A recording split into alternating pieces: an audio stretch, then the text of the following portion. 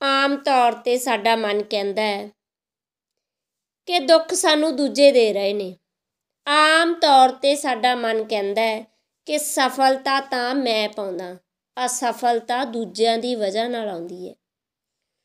ਸ਼ੁਭ ਤਾਂ ਮੇਰੇ ਜੀਵਨ ਵਿੱਚ ਮੇਰੀ ਪ੍ਰਾਪਤੀ ਹੈ, ਅਸ਼ੁਭ ਦੂਜਿਆਂ ਦੇ ਰਾਹੀਂ ਮੇਰੇ ਜੀਵਨ ਉੱਤੇ ਥੋਪਿਆ ਹੋਇਆ ਹੈ।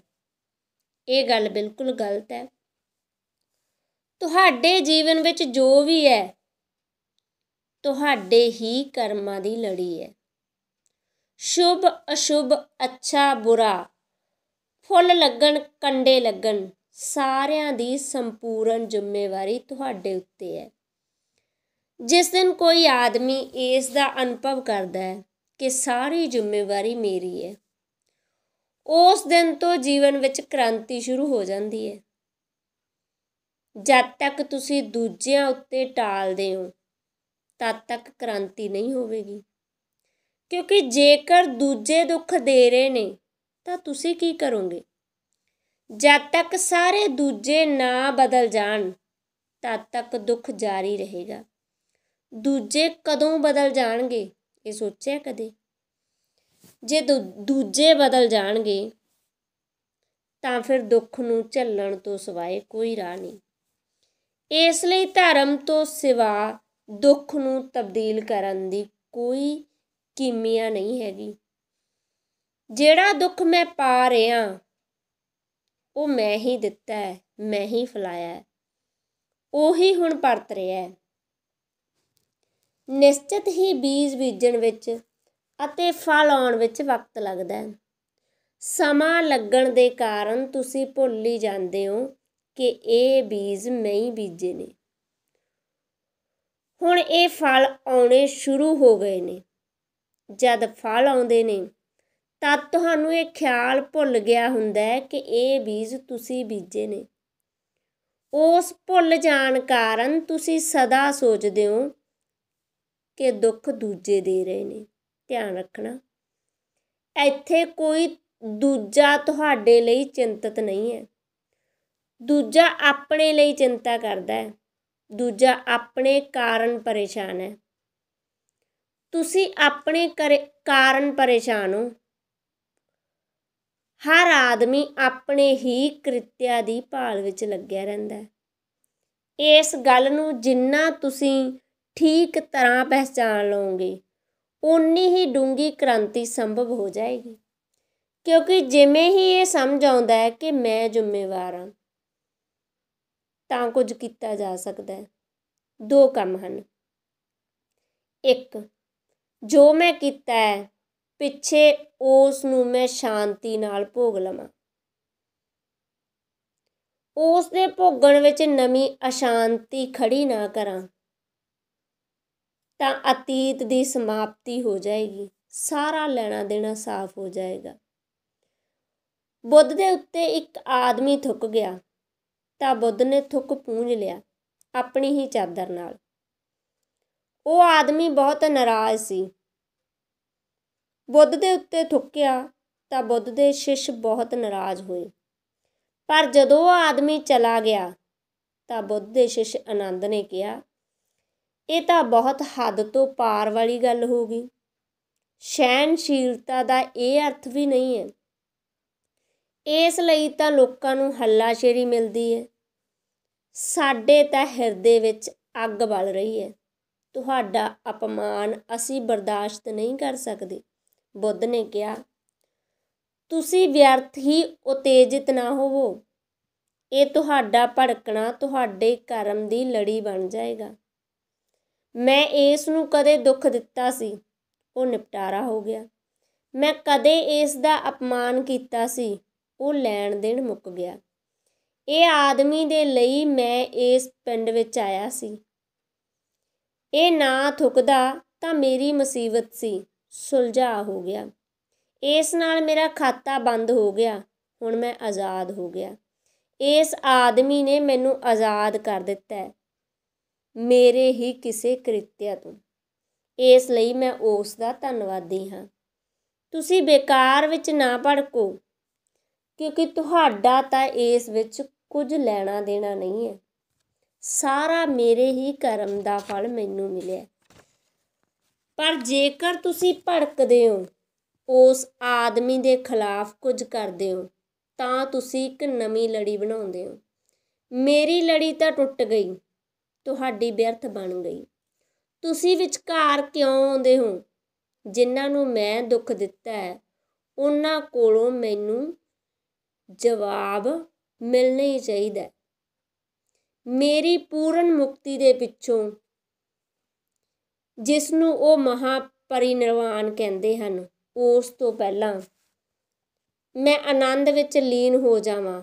ਆਦਮੀਆਂ ਤੋਂ, ਚੀਜ਼ਾਂ ਤੋਂ, ਸੰਬੰਧਾਂ ਤੋਂ, ਗੁੱਸੇ ਨਾਲੋਂ, ਅਪਮਾਨ ਨਾਲੋਂ, ਨਫ਼ਰਤ ਨਾਲੋਂ, ਮੋਹ ਨਾਲੋਂ, ਲੋਭ ਨਾਲੋਂ, ਜੋ ਵੀ ਰਿਸ਼ਤੇ ਨਾਤੇ ਬਣੇ ਹਨ, ਉਹਨਾਂ ਤੋਂ ਛੁਟਕਾਰਾ ਹੋ ਜਾਣਾ ਜ਼ਰੂਰੀ ਹੈ। ਉਸੇ ਨੂੰ ਹੀ ਅਸੀਂ ਪਰਮ ਮੁਕਤ ਪੁਰਖ ਕਹਿੰਦੇ ਹਾਂ, ਜਿਸ ਦਾ ਸਾਰੇ ਕਰਮਾਂ ਤੋਂ ਛੁਟਕਾਰਾ ਹੋ ਗਿਆ। ਤਾਂ ਇੱਕ ਧਿਆਨ ਰੱਖਣਾ ਕਿ ਅਤੀਤ ਵਿੱਚ ਜੋ ਕੀਤਾ ਹੈ, ਉਸ ਨੂੰ ਸ਼ਾਂਤ ਭਾਵ ਨਾਲ, ਸੰਤੋਖ ਨਾਲ, ਪਰਮ ਤ੍ਰਿਪਤੀ ਨਾਲ ਨਿਪਟਾਰਾ ਸਮਝ ਕੇ ਪ੍ਰਸੰਨਤਾ ਨਾਲ ਪੂਰਾ ਹੋ ਜਾਣ ਦੇਵੋ। ਨਵੀਂ ਲੜੀ ਨਾ ਖੜੀ ਕਰਨਾ, ਤਾਂ ਅਤੀਤ ਨਾਲੋਂ ਸੰਬੰਧ ਹੌਲੀ ਹੌਲੀ ਸ਼ਾਂਤ ਹੋ ਜਾਂਦਾ। ਹੋਰ ਦੂਜੀ ਗੱਲ ਹੈ ਕਿ ਨਵਾਂ ਕੁਝ ਨਾ ਕਰਨਾ ਦੂਜਿਆਂ ਨੂੰ ਦੁੱਖ ਦੇਣ ਦੇ ਲਈ, ਨਹੀਂ ਤਾਂ ਫਿਰ ਤੁਸੀਂ ਵੱਜੇ ਹੋਏ ਤੁਰੇ ਆਓਗੇ। ਅਸੀਂ ਆਪਣੇ ਹੀ ਅੰਦਰ ਆਪਣੀਆਂ ਹੀ ਜੰਜੀਰਾਂ ਨੂੰ ਢਾਲਦੇ ਹਾਂ। ਸੋ ਪੁਰਾਣੀਆਂ ਜੰਜੀਰਾਂ ਨੂੰ ਤੋੜ ਦੇਣਾ, ਨਵੀਆਂ ਨਾ ਬਣਾਉਣਾ। ਨਵੀਆਂ ਬਣਾਉਣ 'ਚ ਇਹਨਾਂ ਦੋ ਗੱਲਾਂ ਦਾ ਖਿਆਲ ਰੱਖਣਾ। ਮਹਾਵੀਰ ਦੇ ਦੋ ਸ਼ਬਦ ਬਹੁਤ ਪਿਆਰੇ ਹਨ।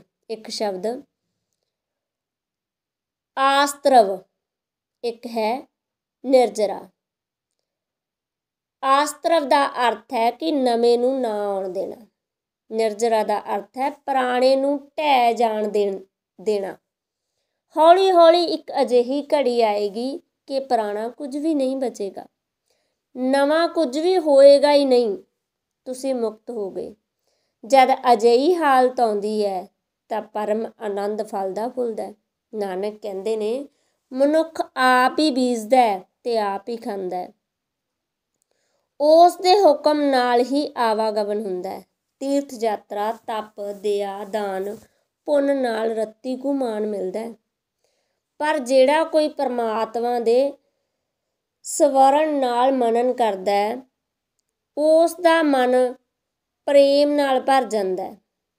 ਅੰਦਰੂਨੀ ਤੀਰਥ ਵਿੱਚ ਮਲ ਮਲ ਕੇ ਉਸ ਦਾ ਇਸ਼ਨਾਨ ਹੋ ਜਾਂਦਾ। ਤੀਰਥ ਤਪ ਦਇਆ ਦਤ ਦਾਨ, ਜੇ ਕੋ ਪਾਵੈ ਤਿਲ ਕਾ ਮਾਨ। ਸੁਣਿਆ ਮੰਨਿਆ ਮਨ ਕੀਤਾ ਭਾਉ, ਅੰਤਰਗਤ ਤੀਰਥ ਮਲ ਨਾਉ। ਤੀਰਥ ਯਾਤਰਾ ਨਾਲ, ਤਪ ਨਾਲ, ਜਪ ਨਾਲ, ਪੁੰਨ ਨਾਲ, ਦਇਆ ਨਾਲ, ਸੇਵਾ ਨਾਲ ਰੱਤੀ ਕੁ ਮਾਣ ਮਿਲਦਾ। ਕੋਈ ਵੱਡੀ ਕ੍ਰਾਂਤੀ ਨਹੀਂ ਵਾਪਰਦੀ, ਸਨਮਾਨ ਮਿਲਦਾ। ਤਾਂ ਉਹ ਸਨਮਾਨ ਵੀ ਖਤਰਨਾਕ ਹੋ ਸਕਦਾ। ਤੁਸੀਂ ਉਸ ਦਾ ਰੱਤੀ ਭਰ ਵੀ ਹੰਕਾਰ ਨਾ ਕਰਨਾ। ਜੇ ਤੁਸੀਂ ਹੰਕਾਰ ਕਰਦੇ ਹੋ ਤਾਂ ਉਹ ਪਹਾੜ ਬਣ ਸਕਦਾ। ਤੁਸੀਂ ਕਹਿ ਸਕਦੇ ਹੋ ਕਿ ਮੈਂ ਇੰਨੀਆਂ ਤੀਰਥ ਯਾਤਰਾਵਾਂ ਕੀਤੀਆਂ, ਮੈਂ ਹੱਜ ਕੀਤਾ, ਮੈਂ ਹੱਜ ਹੀ ਗਿਆ, ਮੈਂ ਇੰਨੇ ਮੰਦਰ ਬਣਾਏ ਨੇ। ਉਹ ਤੁਹਾਡਾ ਹੰਕਾਰ ਹੈ। ਭਾਰਤ ਤੋਂ ਇੱਕ ਸੰਨਿਆਸੀ ਬੌਧੀ ਧਰਮ ਚੀਨ ਗਿਆ। ਚੀਨ ਦਾ ਰਾਜਾ ਉਸ ਦੇ ਕੋਲ ਆਇਆ। ਚੀਨ ਦਾ ਰਾਜਾ ਬੌਧ ਹੋ ਗਿਆ ਸੀ। ਉਸ ਨੇ ਸੈਂਕੜੇ ਵਿਹਾਰ, ਮੱਠ, ਆਸ਼ਰਮ ਬਣਵਾਏ ਸਨ। ਹਜ਼ਾਰਾਂ ਸ਼ਾਸਤਰ ਛਾਪ ਕੇ ਮੁਫਤ ਵਿੱਚ ਵੰਡੇ ਸਨ। ਲੱਖਾਂ ਭਿਕਸ਼ੂਆਂ ਨੂੰ ਭੋਜਨ ਕਰਵਾਉਂਦਾ ਸੀ। ਪਹਿਲੀ ਹੀ ਗੱਲ ਉਸ ਨੇ ਬੌਧੀ ਧਰਮ ਕੋਲੋਂ ਪੁੱਛੀ। ਉਸ ਨੇ ਪੁੱਛਿਆ ਕਿ ਮੈਂ ਇੰਨਾ ਪੁੰਨ ਕੀਤਾ, ਇੰਨੇ ਮੰਦਰ, ਇੰਨੇ ਤੀਰਥਾਂ ਦਾ ਨਿਰਮਾਣ ਕੀਤਾ, ਇੰਨੀਆਂ ਬੁੱਧ ਦੀਆਂ ਮੂਰਤੀਆਂ ਬਣਵਾਈਆਂ ਹਨ, ਉਸ ਦਾ ਬਣਾਇਆ ਹੋਇਆ ਇੱਕ ਮੰਦਰ ਅਜੇ ਵੀ ਹੈ। ਉਹਦੇ ਵਿੱਚ 10,000 ਬੁੱਧ ਦੀਆਂ ਮੂਰਤੀਆਂ ਹਨ। ਵਿਰਾਟ ਮੰਦਰ ਬਣਾਏ, ਪਹਾੜਾਂ ਦੇ ਪਹਾੜ ਪੁੱਟ ਸੁੱਟੇ, ਬਹੁਤ ਪੁੰਨ ਕੀਤਾ, ਲੱਖਾਂ ਰੁਪਏ ਲੁਟਾਏ, ਗਰੀਬਾਂ ਨੂੰ ਦਾਨ ਦਿੱਤਾ। ਤਾਂ ਉਸ ਨੇ ਸਾਰੀ ਸੂਚੀ ਬੋਧੀ ਧਰਮ ਦੇ ਮੂਹਰੇ ਕਹੀ ਕਿ ਮੈਂ ਇਹ ਕੀਤਾ, ਮੈਂ ਉਹ ਕੀਤਾ।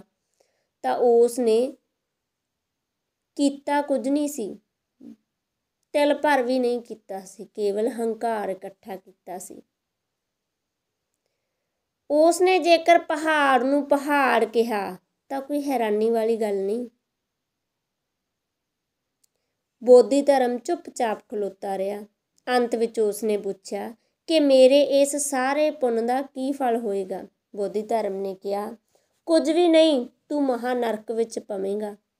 ਤਾਂ ਰਾਜੇ ਨੇ ਹੈਰਾਨ ਹੋ ਕੇ ਪੁੱਛਿਆ, ਇਹ ਭਰੋਸਾ ਕਰਨ ਵਾਲੀ ਗੱਲ ਨਹੀਂ, ਪੁੰਨ ਦੇ ਕਾਰਨ ਮਹਾਂ ਨਰਕ ਵਿੱਚ? ਉਸ ਨੇ ਕਿਹਾ, ਕੀ ਕਹਿੰਦੇ ਹੋ ਤੁਸੀਂ, ਹੋਸ਼ ਵਿੱਚ ਤਾਂ ਹੂੰ। ਤਾਂ ਬੋਧੀ ਨੇ ਕਿਹਾ ਕਿ ਪੁੰਨ ਨਾਲ ਤਾਂ ਕੋਈ ਅੜਚਨ ਨਹੀਂ, ਪਰ ਪੁੰਨ ਕੀਤਾ ਇਸ ਭਾਵ ਨਾਲ ਹੈ ਕਿ ਹੰਕਾਰ ਪੈਦਾ ਹੋ ਗਿਆ। ਪੁੰਨ ਹੋਇਆ, ਤੂੰ ਉਸ ਨੂੰ ਆਪਣੇ ਉੱਤੇ ਨਾ ਲੈ। ਜੇਕਰ ਤੂੰ ਇਹ ਬਣਾ ਲਿਆ ਕਿ ਮੈਂ ਕੀਤਾ ਤਾਂ ਪੁੰਨ ਬੇਅਰਥ ਹੈ। ਹੁਣ ਦਵਾਈ ਵੀ ਜ਼ਹਿਰ ਹੋ ਗਈ, ਤੂੰ ਹੰਕਾਰ ਕੀਤਾ ਹੈ। ਦਵਾਈ ਨੂੰ ਵੀ ਢੰਗ ਨਾਲ ਲੈਣਾ ਜ਼ਰੂਰੀ ਹੈ।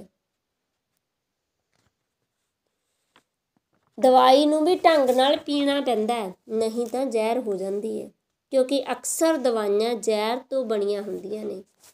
ਮੁੱਲਾ ਨਸਰੂਦੀਨ ਨੂੰ ਇੱਕ ਡਾਕਟਰ ਨੇ ਕਿਹਾ, ਪੁਰਾਣੇ ਦਿਨਾਂ ਦੀ ਗੱਲ ਹੈ, ਪਤਨੀ ਨੂੰ ਨੀਂਦ ਨਹੀਂ ਆਉਂਦੀ, ਰਾਤ ਨੂੰ ਬੜਬੜਾਉਂਦੀ ਰਹਿੰਦੀ ਹੈ, ਝਗੜਾ ਝਾਂਸਾ ਵੀ ਕਰਦੀ ਹੈ।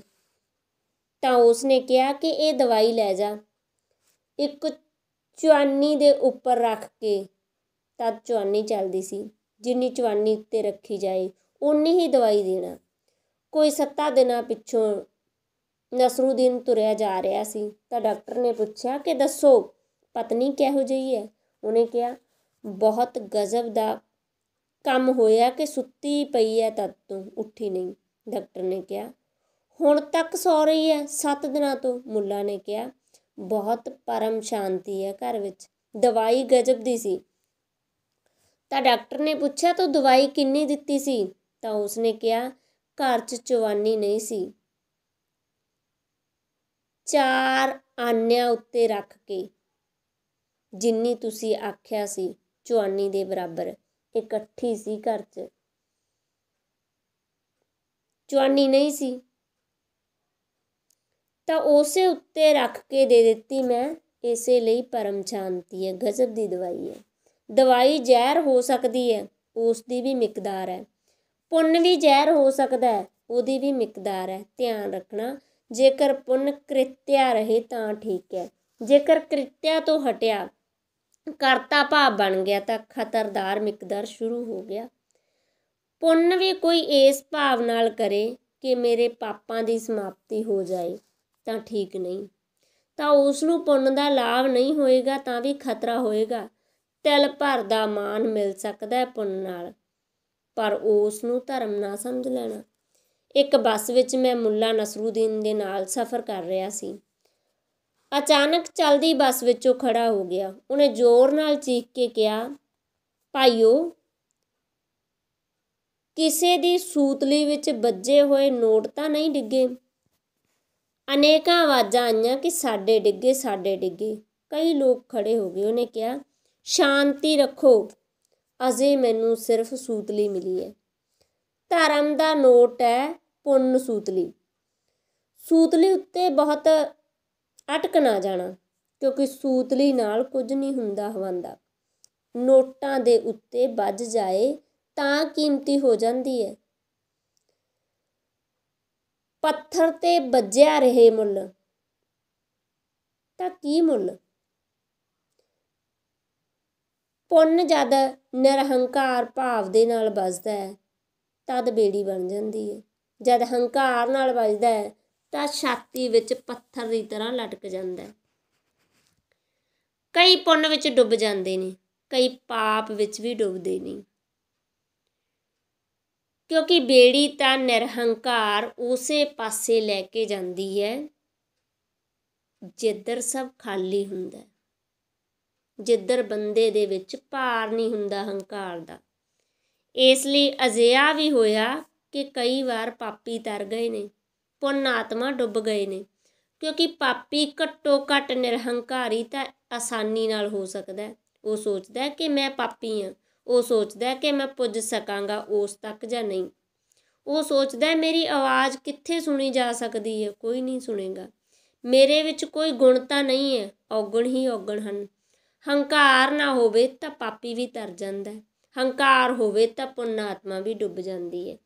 ਨਾਨਕ ਕਹਿੰਦੇ ਨੇ ਤਿਲ ਭਰ ਮਾਣ ਮਿਲ ਸਕਦਾ ਤੁਹਾਨੂੰ, ਪਰ ਉਸ ਨੂੰ ਧਰਮ ਨਾ ਸਮਝ ਲੈਣਾ। ਧਰਮ ਤਾਂ ਤਦ ਸ਼ੁਰੂ ਹੁੰਦਾ ਹੈ ਜਦ ਕੋਈ ਪਰਮਾਤਮਾ ਦਾ ਮਨਨ ਕਰਦਾ ਹੈ, ਜਦ ਕਿਸੇ ਦਾ ਮਨ ਪੂਰਨ ਪ੍ਰੇਮ ਨਾਲ ਭਰ ਜਾਂਦਾ ਹੈ, ਅੰਦਰੂਨੀ ਤੀਰਥ ਵਿੱਚ ਮਲ ਮਲ ਕੇ ਇਸ਼ਨਾਨ ਹੋ ਜਾਂਦਾ ਹੈ।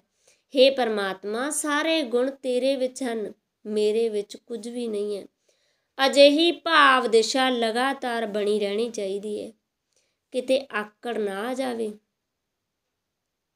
ਇਹ ਨਾ ਆਕੜ ਆ ਜਾਵੇ ਕਿ ਮੇਰੇ ਵਿੱਚ ਗੁਣ ਹਨ, ਮੈਂ ਤਿਆਗੀ ਹਾਂ, ਮੈਂ ਦਾਨੀ ਹਾਂ, ਵੇਖੋ ਇਹ ਮੈਂ ਕੀਤਾ ਹੈ, ਮੈਂ ਉਹ ਕੀਤਾ ਹੈ। ਉਸ ਚੀਨ ਵਾਲੇ ਸਮਰਾਟ ਦੀ ਆਕੜ ਤੁਹਾਡੇ 'ਚ ਨਾ ਆ ਜਾਏ, ਨਹੀਂ ਤਾਂ ਬੌਧੀ ਧਰਮ ਠੀਕ ਕਹਿੰਦਾ ਕਿ ਮਹਾਨਰਕ ਵਿੱਚ ਪਾਓਗੇ। ਹੇ ਪਰਮਾਤਮਾ, ਸਾਰੇ ਗੁਣ ਤੇਰੇ ਵਿੱਚ ਹਨ, ਮੇਰੇ ਵਿੱਚ ਕੁਝ ਨਹੀਂ। ਬਿਨਾਂ ਗੁਣ ਕਰਮ ਦੇ ਭਗਤੀ ਨਹੀਂ ਹੁੰਦੀ, ਤਾਂ ਮੈਂ ਤਾਂ ਇਸ ਲਾਇਕ ਵੀ ਨਹੀਂ ਆ ਕਿ ਤੇਰੀ ਭਗਤੀ ਕਰ ਸਕਾਂ, ਮੇਰੀ ਕੋਈ ਯੋਗਤਾ ਨਹੀਂ। ਇਸ ਲਈ ਤਾਂ ਨਾਨਕ ਕਹਿੰਦੇ ਨੇ ਕਿ ਉਸ ਦੇ ਪ੍ਰਸ਼ਾਦ ਨਾਲ ਸਭ ਮਿਲਦਾ ਹੈ, ਸਾਡੀ ਕੀ ਯੋਗਤਾ ਹੈ। ਸਾਰਿਆਂ ਭਗਤਾਂ ਨੇ ਇਹੀ ਕਿਹਾ ਕਿ ਉਹਦੀ ਕਿਰਪਾ ਨਾਲ ਮਿਲਦਾ ਹੈ, ਸਾਡੀ ਕੋਈ ਯੋਗਤਾ ਨਹੀਂ, ਸਾਡੇ ਕੋਲ ਕੋਈ ਡਿਗਰੀ ਨਹੀਂ। ਇਸ ਫਰਕ ਨੂੰ ਚੰਗੀ ਤਰ੍ਹਾਂ ਸਮਝ ਲਓ, ਕਿਉਂਕਿ ਯੋਗਤਾ ਦਾ ਮਤਲਬ ਹੈ ਸੌਦਾ, ਯੋਗਤਾ ਦਾ ਮਤਲਬ ਹੈ ਉਸ ਨੂੰ ਦੇਣਾ ਹੀ ਪਏਗਾ, ਅਸੀਂ ਯੋਗ ਹਾਂ। ਨਹੀਂ ਦੇਵੇਗਾ ਤਾਂ ਅਸੀਂ ਸ਼ਿਕਾਇਤ ਕਰਾਂਗੇ, ਦੇਵੇਗਾ ਤਾਂ ਸ਼ੁਕਰਾਨਾ। ਸ਼ੁਕਰਾਨੇ ਦੇ ਕਾਰਨ ਉਹ ਨਹੀਂ ਦੇਵੇਗਾ, ਅਸੀਂ ਯੋਗ ਹੋਵਾਂਗੇ ਉਹ ਤਾਂ ਦੇਵੇਗਾ। ਮਨ 'ਚ ਸ਼ਿਕਾਇਤ ਹੈ, ਉਹ ਸ਼ਿਕਾਇਤ ਇਸ ਗੱਲ ਦੀ ਖਬਰ ਦਿੰਦੀ ਹੈ ਕਿ ਤੁਸੀਂ ਸਮਝਦੇ ਹੋ ਤੁਸੀਂ ਯੋਗ ਹੋ, ਤੁਹਾਨੂੰ ਮਿਲਿਆ ਨਹੀਂ। ਮਨ ਦੇ ਵਿੱਚ ਆਹੋ ਭਾਵ ਹੁੰਦਾ ਹੈ, ਭਗਤ ਦੇ ਮਨ 'ਚ ਆਹੋ ਭਾਵ ਹੁੰਦਾ, ਕਿਉਂਕਿ ਉਹ ਕਹਿੰਦਾ ਯੋਗ ਤਾਂ ਮੈਂ ਬਿਲਕੁਲ ਨਹੀਂ, ਪਰ ਇੰਨਾ ਮਿਲਿਆ। ਉਹਦੀ ਸਾਰੀ ਦ੍ਰਿਸ਼ਟੀ ਦੂਜੀ ਹੈ। ਸੋ ਕੀਰਤਨ ਭਜਨ ਕਰਨ ਨਾਲ ਕੋਈ ਭਗਤ ਨਹੀਂ ਹੁੰਦਾ। ਜੀਵਨ ਦੀ ਪੂਰੀ ਦ੍ਰਿਸ਼ਟੀ ਦੂਜੀ ਹੈ। ਦ੍ਰਿਸ਼ਟੀ ਇਹ ਹੈ ਕਿ ਮੈਂ ਯੋਗ ਨਹੀਂ, ਫਿਰ ਵੀ ਇੰਨਾ ਮਿਲਿਆ। ਸੋ ਭਗਤ ਦੀ ਪ੍ਰਾਰਥਨਾ ਧੰਨਵਾਦ ਹੈ, ਤੁਹਾਡੀ ਪ੍ਰਾਰਥਨਾ ਸ਼ਿਕਾਇਤ ਹੈ। ਅੱਜ ਇੰਨਾ ਹੀ। ਜੇਕਰ ਤੁਹਾਨੂੰ ਇਹ ਪ੍ਰਵਚਨ ਪਸੰਦ ਆ ਰਹੇ ਨੇ ਤਾਂ ਕਮੈਂਟ ਬਾਕਸ ਵਿੱਚ ਜ਼ਰੂਰ ਦੱਸਿਆ ਕਰੋ ਤੁਹਾਨੂੰ ਇਹ ਪ੍ਰਵਚਨ ਚੰਗੇ ਲੱਗ ਰਹੇ ਨੇ ਜਾਂ ਨਹੀਂ ਚੰਗੇ ਲੱਗ ਰਹੇ। ਸੋ ਕੱਲ ਤੱਕ ਬਾਏ ਬਾਏ ਜੀ।